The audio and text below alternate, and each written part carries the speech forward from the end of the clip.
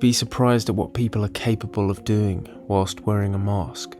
This is All Things Creepy, and let's begin. The following footage has been sent to me on several occasions, and today I'm going to try and break it down and explain it. This footage was filmed in 2015 at Parnell train station in Auckland, New Zealand. It was filmed by a group of film students who studied at the nearby school. Whilst filming casually at the time deserted train station, they noticed two strangers staring at them from the woods in the nearby park. These strangers appeared to be a man and a woman and were both wearing eerie masks, hiding their identity. Even more alarming is the fact that there seems to be a weapon involved, or something that resembles a weapon at the very least. Throughout the video, the students are filming these individuals, and for the most part they don't interact with the students at all, mostly staring menacingly, walking around, being generally quite intimidating. The couple do eventually leave, and you can hear and see helicopters approaching. Presumably someone has called the police, and indeed it was later verified that there were other sightings of these individuals, and the police were notified and reacted promptly. The police handled this very seriously, mostly because there was a weapon potentially present. They put out posts and alerts asking people to come forward with any information and urged the two suspects to come forward for questioning. They even warned that firearms, imitation or otherwise, would be treated as such, so there were no risks being taken. Whilst this investigation was underway, the students came under fire from viewers of the content. Because they were film students, a lot of people suggested that they were perhaps involved somehow. Maybe this was a prank, maybe this was some sort of film project that had gotten out of hand. Perhaps the two individuals were actors that they'd hired, or maybe friends of theirs. They of course denied this, and realistically, I would have thought as soon as the police started seriously getting involved, they could have easily explained this away and they wouldn't have gotten into too much trouble. So I don't think that argument holds up much weight. Of course, the fact that they are film students is also probably the reason they were filming in the first place and just happened to capture this.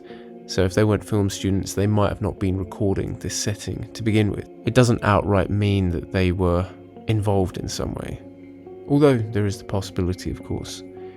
Now, there are some people alluding to the fact that they seem to be laughing and having an almost playful approach when filming these individuals, and to be honest, this seems more like nervous laughter, which they have admitted, and potentially they might have thought it was a prank by another student, right? They were quite close to the school, and people that go to schools tend to be young pranksters in some cases, but obviously as soon as they saw a potential weapon, this very quickly turned to nervous laughter, which is common in a stressful situation. As the days went by, eventually a couple did come forward to speak to the police. Now, there's not much information released about this, but the police did speak to two individuals, and presumably the issue was settled. But of course, we are still none the wiser on their motives.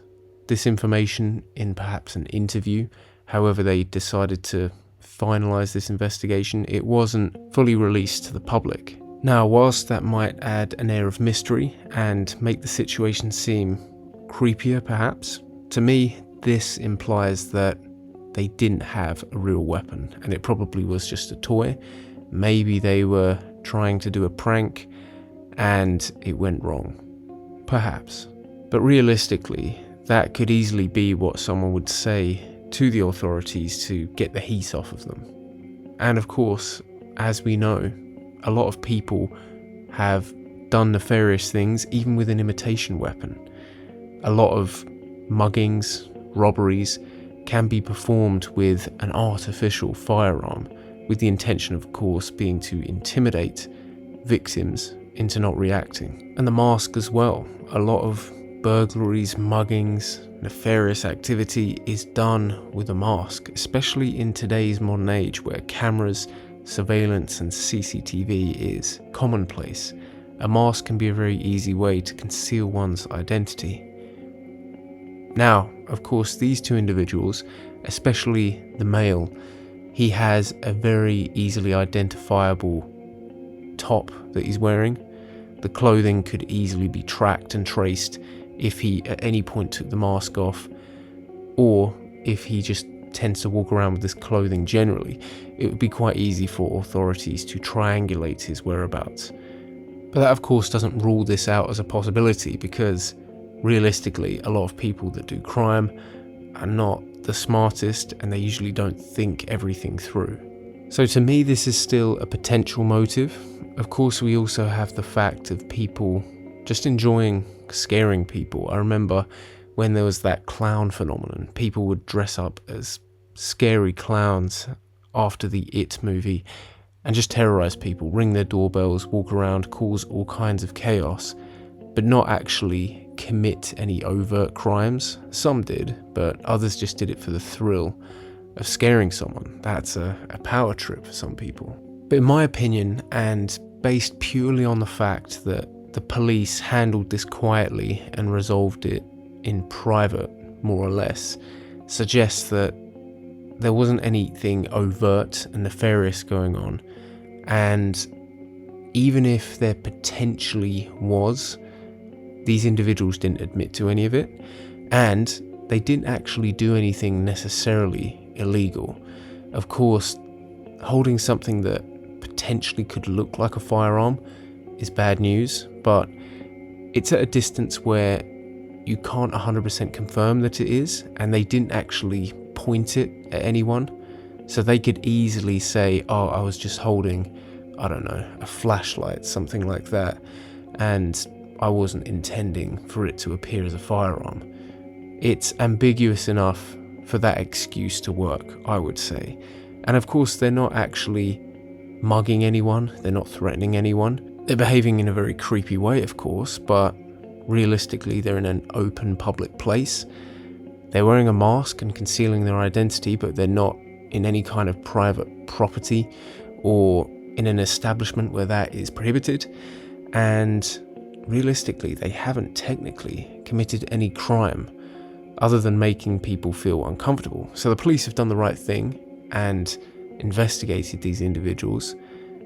But unfortunately, whether you like it or not, being creepy and weird in public is not illegal. Now, I'm sure if they were to start doing this again, the police would eventually get hold of them, because it would start to form a public order offence, whatever the equivalent is in New Zealand. I'm of course not 100% familiar with their laws, but I'd imagine something like this you only get away with once. And if you start to do it again, they can start to suggest that you have intentions of inciting fear and potentially much worse. But let me know what you think in the comments below. Have you ever seen anything weird at a train station? Like the video if you did, share it with a friend, hit the bell for notifications, and of course, if you haven't already, subscribe for more creepy content.